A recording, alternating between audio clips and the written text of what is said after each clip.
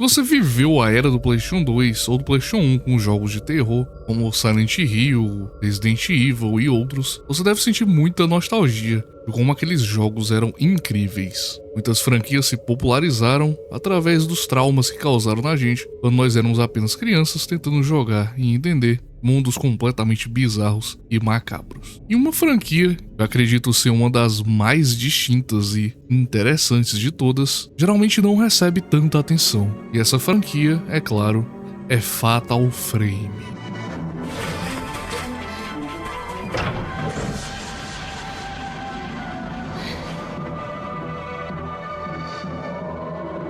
Que bom, ver isso me dá uma nostalgia intensa, pois essa era do survival horror japonês saiu precisamente na época de ouro dos jogos de survival horror e combina perfeitamente as mecânicas que eram boas, enquanto deixa de lado algumas que não eram tão populares assim. Você tinha ângulos de câmera fixos, mas sem aqueles controles de tanque que são horrorosos desde aquela época, e principalmente a mecânica única envolvendo o combate do jogo. E isso tudo faz Fatal Frame, ou Project Zero, ser um dos jogos que mais marcou desde o seu lançamento em 2002 para o PlayStation 2, onde o jogo se passa no ano de 1986, e a história acompanha dois irmãos, chamado Miko e Mafuyu Hinasaki, e o seu encontro com a mansão assombrada, a mansão Rimuro. E a premissa base do jogo nos mostra um prólogo onde o irmão Mafuyu vai até a mansão Rimuro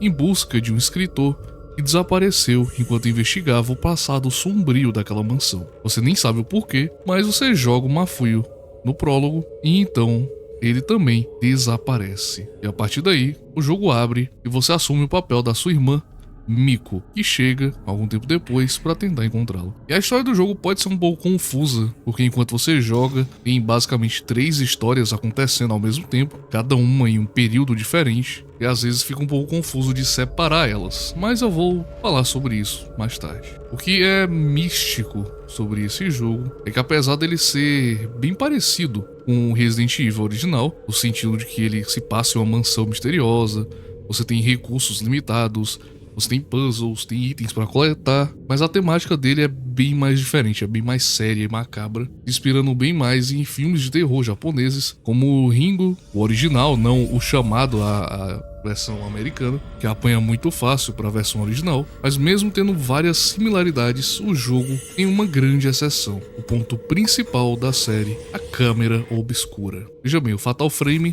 não depende da violência que a maioria dos jogos de survival horror utilizam em seus combates. Na verdade, é bem diferente. Os inimigos aqui do jogo só podem ser derrotados usando uma câmera antiga, que tem a habilidade de capturar fantasmas. E o que era revolucionário na época é que, apesar de você experimentar o jogo com aquela câmera presa em terceira pessoa, quando você olha pela câmera, o jogo muda para a primeira pessoa, e mesmo que os controles sejam meio atrapalhados hoje em dia, isso definitivamente diferenciou completamente a série dos outros survival horrors. É muito mais assustador você ter que encarar os seus inimigos quando eles estão bem na sua cara, prontos para te atacar, e principalmente se você tiver errado alguma coisa, como o seu posicionamento ou a sua mira, você vai sofrer. E não é só em combate, a câmera também é muito importante, tanto para a história quanto para a exploração. A Miko, a nossa protagonista, tem um sexto sentido, e ela consegue rastrear a atividade espiritual dentro do cenário. E outra coisa interessante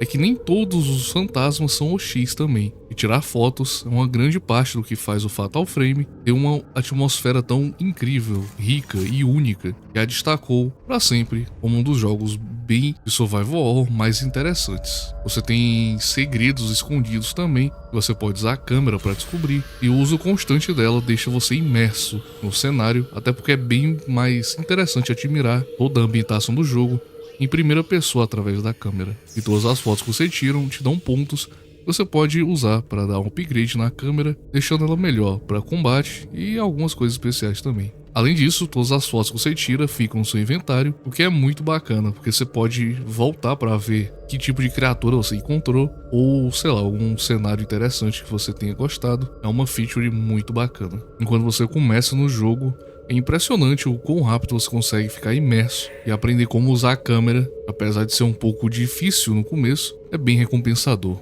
E esse começo de jogo é interessante, porque você não tem muitos recursos e ainda não sabe exatamente o que esperar. Isso misturado com o sound design do jogo, que é incrível, as músicas, os efeitos, os fantasmas, tudo é muito, muito imersivo e muito bem feito. Apesar do voice acting do jogo não ser muito bom, ele combina perfeitamente a atmosfera do jogo, deixando tudo rico enquanto você solve quebra-cabeças, destranca portas, coleta diários e áudios para tentar preencher a narrativa do jogo. E bom, como o jogo funciona, como é a gameplay do jogo? O jogo se passa em 4 dias. O primeiro dia, quando você chega, explora a mansão, você busca suprimentos e começa a entender as coisas do jogo. A segunda noite, onde você basicamente reseta tudo, você tem que explorar a mansão de novo, porém sem muitas mudanças. Então essa noite é meio chata, porque basicamente você já passou por tudo, você só tá refazendo. Mas felizmente nas noites 3 e 4 a dificuldade realmente aumenta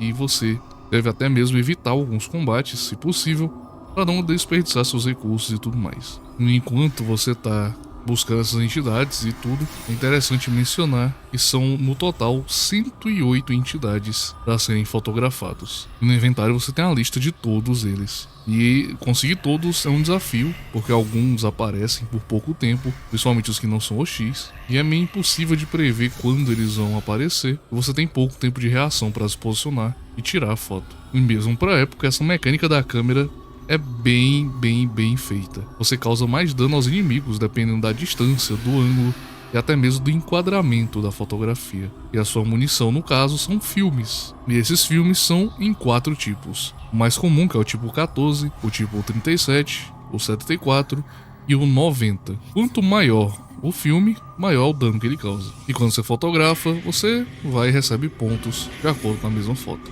E bom, você deve estar se perguntando, caramba, 108 fantasmas são interessantes, né? Isso aí. Mas como que essa galera ficou presa aí? Como que eles viraram fantasmas e tudo mais? Qual que é o plot do jogo? Então vamos lá, o começo do jogo eu já falei, a premissa. O irmão Mafuio vai até a mansão e tenta buscar o escritor desaparecido e tudo mais. E a partir da chegada e do tempo dela na mansão, a Miko começa a ver várias aparições do irmão dela que está desaparecido, e isso leva ela até buscar o mistério da mansão. A Miko acaba descobrindo que a mansão Rimuro foi um lugar onde muitos rituais horríveis foram feitos. Um ritual principal sendo o ritual do estrangulamento. Esse ritual era feito a cada 10 anos e tinha o intuito de manter espíritos malignos presos, selando o portão do inferno. E o que é esse portão do inferno? Bom, é dito que ele é uma entrada para a terra dos mortos ou até mesmo para o inferno. E ele fica no subterrâneo da mansão Rimura. E a cada 10 anos ele começaria a abrir e precisaria ser fechado com os rituais do estrangulamento, no caso. E bom, se a gente sabe o intuito desse ritual, vamos falar mais sobre ele. Esse ritual do estrangulamento exigiria o sacrifício de uma donzela. E isso acontecia uma vez por década, onde a família inteira voltava para a mansão e depois do sacrifício, a filha, ainda criança da família Rimuro, que tivesse o maior grau de poder espiritual, era escolhida. E essa garota precisaria ter no mínimo 7 anos, e após ser escolhida, ela se tornaria a nova donzela, tendo 10 anos de preparo. E esse preparo não era uma coisa muito boa. Depois de ser escolhida, a criança seria basicamente sequestrada da sua família, ficando presa na mansão Rimuro, completamente isolada do mundo exterior por aproximadamente esses 10 anos. Muito triste, né? Mas sabe o que também é muito triste? É você assistir e não deixar aquele like no meu vídeo pra me dar aquele apoio. Então não faz isso comigo, deixa aquele like pra me ajudar. Na mansão, ela ficaria numa gaiola escondida e preparada de maneira ritualística para se tornar basicamente pura. O único contato que essa garota teria seriam os sacerdotes da família, que sempre estariam usando máscaras, e ela receberia instruções religiosas, ensinada a tirar basicamente todos os seus laços, emoções e sentimentos de humanos. Basicamente ela precisaria ser ritualisticamente pura e também desejar o seu sacrifício. Eles levavam isso muito a sério, pois qualquer erro poderia fazer o ritual dar errado. A donzela não poderia ter nenhum envolvimento, nenhum vínculo, nenhum desejo, fora o de ser utilizada como sacrifício para fechar o portão do inferno. E quando finalmente o dia chegava, a garota, agora com seus 17 anos, teria que andar até o altar das cordas, onde ela deitaria por sua própria vontade e seria amarrada nos pulsos e nos pés e o pescoço. E então os sacerdotes e o chefe da família basicamente usariam alavancas para puxar essas cordas presas em seus membros até que tudo fosse arrancado. Todos os membros e a cabeça da garota seriam arrancados de uma vez. E então as cordas, banhadas no sangue da donzela, prenderiam os portões do inferno, mantendo ele fechado.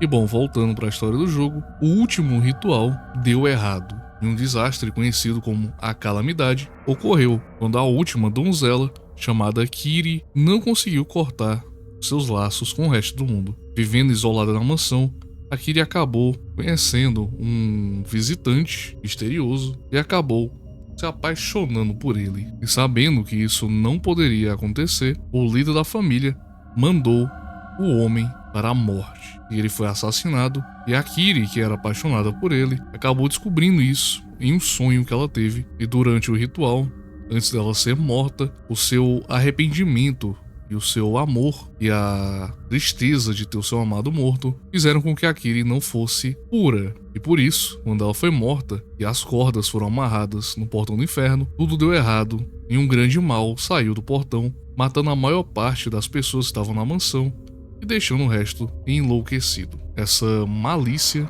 que é uma entidade muito poderosa, se prendeu no espírito da Kiri e transformou ela em um fantasma vingativo que quer fazer com que os outros sofram, e ela basicamente aparece algumas vezes no jogo para tentar te caçar. E além desse espírito, você também encontra uma garota usando um kimono branco e guia a Miko pela investigação dela. E você acaba descobrindo que esse é o lado inocente da Kiri, o lado dela que manteve o seu dever sagrado como a donzela. E bom, depois que isso aconteceu, há mais de um século, a mansão ficou abandonada e presa em escuridão. As almas de todo mundo que morreram dentro não conseguiam descansar e por isso eles viraram esses fantasmas que nós vemos no jogo. Inclusive, o escritor que entrou na mansão já foi de arrasta há muito tempo, morrendo por causa da Kiri, sendo amaldiçoado com o mesmo destino que aconteceu com a donzela, e se tornaram fantasmas violentos também. Porém, nós descobrimos algo interessante sobre o irmão da protagonista. Quando o Mafuio entrou na mansão, ele ficou preso e ele quase foi morto, mas ele tinha um semblante muito parecido com o amor da Kiri, o homem que a Kiri tinha se apaixonado. E por ser parecido com ele, ela permitiu que ele vivesse. E bom, depois de ficar presa e passar por tudo isso, a Miko quase morre também, mas na quarta noite, ela conseguiu descobrir o caminho até o templo da donzela e, diante do portão do inferno, ela encontra o Mafuio. Mas antes deles poderem se reunir, a Kiri aparece e puxa ele, dizendo que eles sempre vão ficar juntos. E aí começa a boss fight final do jogo. A Miko usa os poderes da câmera para exorcizar o fantasma da Kiri, mas ela não consegue, e na última cena, a câmera é jogada no chão e se quebra. Mas antes de morrer, a Miko vê a garota de branco apontar para a câmera quebrada, onde ela percebe que tinha um fragmento brilhante, um pedaço do espelho sagrado. E durante a jornada na mansão, a Miko já tinha os outros pedaços, e depois de juntar todos, ela consegue usar esse espelho para banir o mal que possuiu a Kiri, libertando assim o espírito dela e o Mafuio também. E bom, nós temos 3 finais para o jogo, e o primeiro, que possivelmente é o que você vai conseguir, é utilizado caso você vença o jogo no Easy ou na dificuldade normal. O que acontece é que depois de juntar o espelho sagrado, a Miko usa o espelho para refletir a Kiri, o que causa uma purificação nela, libertando ela do espírito maligno que a possuía. A Miko consegue se reunir com seu irmão e nós vemos a garota de kimono branco se aproximando a Kiri, e elas lembram que elas ainda têm um trabalho a fazer, se fundindo. E agora, pronta para aceitar o seu destino, a Kiri se sacrifica, onde cordas aparecem e ela é levantada na frente da porta, e ela manda os irmãos fugirem, onde o Mafuio se pergunta o que vai acontecer com ela. E ela responde que não se preocupe, porque ela tem de parar a calamidade antes que aconteça de novo. A gente vê a caverna começando a ruir, e o amigo tenta puxar o seu irmão, mas o Mafuio não quer. Ele diz que deve ficar e manda a Miko ir sem ele. Ele explica que a Kiri guiou ele pela mansão e ele ouviu seu pedido de ajuda. Ele sentiu mal porque, mesmo que ela esteja livre da malícia, ela ainda é forçada a segurar o portão para sempre, forçada a sofrer sozinha. Então, o Mafuio decide ficar com ela para manter o espírito dela companhia pela eternidade que eles vão ter que ficar. E depois disso, a Miko consegue sair da mansão sozinha, mas o seu irmão não vem com ela. Na cena final, ela vê os espíritos saindo da mansão, sendo libertados, já que a maldição acabou. O Mafuio expressa que esse era o seu destino e agradece a sua irmã por tudo. E assim nós temos o primeiro final do jogo. Bom, nós também temos outro final, que você consegue depois zerar o jogo no modo pesadelo. E nesse final, a Miko consegue juntar o espelho e purificar a Kiri, e nós temos a mesma cena, onde o Mafuio pergunta o que vai acontecer com ela, porém dessa vez, quando a Miko